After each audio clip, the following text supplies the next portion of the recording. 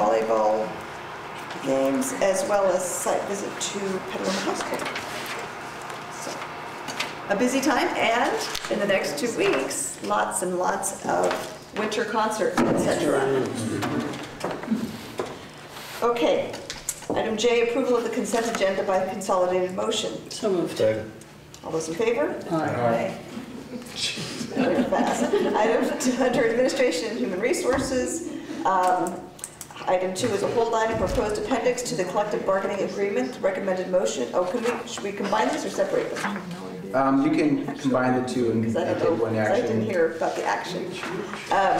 Proposed appendix to collective bargaining agreement, recommended motion that the proposed appendix 2 to the collective bargaining agreement between the Petaluma City Elementary and the Petaluma Joint Union High School Districts and the Petaluma Federation of Teachers under item 2 and the California School Employees Association, Petaluma Chapter 212 under item 3 be approved. So moved. Second. Who would like to discuss this? Yeah, this is the modification to the collective bargaining agreement where if the district loses $19 in budget, and when we've looked at this in the past, we've really been concentrating on the revenue limit side and not the transportation side, because that is a categorical program. So with this, if we lose more than $19 per student from the trigger, then the employees will pay an additional $168 per month for their benefits, health benefits, beginning the end of January through September 30th. Okay. But we don't know yet. We don't know yet, because now we'll have to look at the numbers and we'll be getting clarification on the trigger over the next few days. All right, any questions? All those in favor? Aye. Aye. Item 4, request for an extension of an unpaid medical leave of absence and a district paid benefits from a classified employee. Recommended motion that the board deny an employee's request for a 3-month extension of an unpaid medical leave of absence and 3 months of district paid health and welfare benefits. So moved. Second. Mr. Edwards? Questions? Didn't know if you had anything you You wish to want to add. Well, I can just say that this would normally be for someone who needed an extension with the belief that they would be coming back within that time. In this case, this first case, it's sort of indeterminate, and according to the employee, if they are able to come back at all, it'll be a very long time. It certainly wouldn't be within this time frame, and we cannot, as long as that person's on leave, we cannot replace that person in employment. So there isn't, there isn't the belief that this person could come back within this time frame, and at this point is unable to work, is unable to do the jobs that, the duties that are essential for their job. So we're recommending that we do not extend that. Okay. Do you guys have any questions? Okay, based on the recommendation, all those in favor? Aye. Aye. Item 5, request for an extension of district paid benefits from a classified employee. Recommended motion that the board deny an employee's request for a 6-month extension of a district paid health and welfare benefits. Well, They need to take. Oh, sorry about that. Need a second. Second. Yes. Okay, well, taking the same rationale from before, and this employee will not be coming back. It's a permanent disability that they will not be able to return to work. So, again, recommending that we not get the extended benefits. And based on our budgetary situation. Okay. All those in favor? Aye. Ron, going to ask a general question, not related to any one of these particular circumstances, just totally general for my own edification.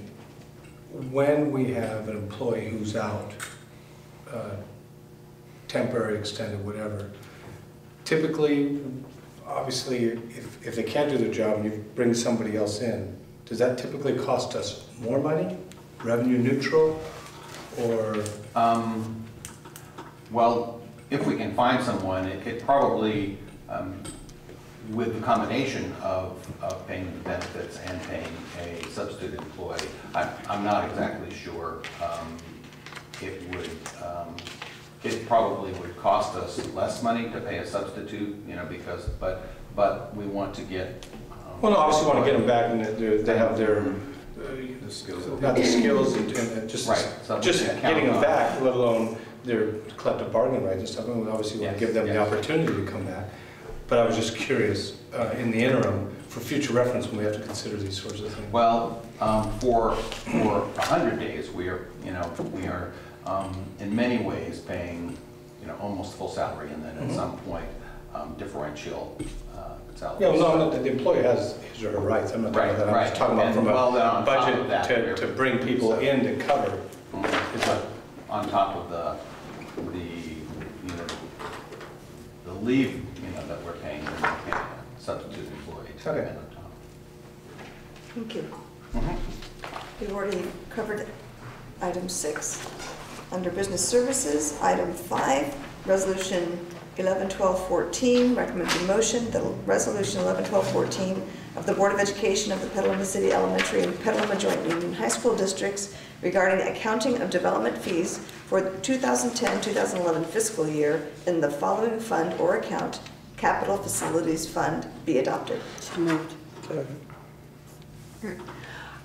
We're required to show that we have spent the funds within a certain time frame. So this is an annual report providing that information. And what you spent it on. Thank you. All those in favor? Aye. Aye. Item 6, revised resolution 111208, recommended motion that revised resolution 111208 of the Board of Education of the Petaluma City Schools, Petaluma City Elementary School District and Petaluma Joint Union High School District, authorizing the submittal of the tire-derived product grant program application be adopted. So moved. Second.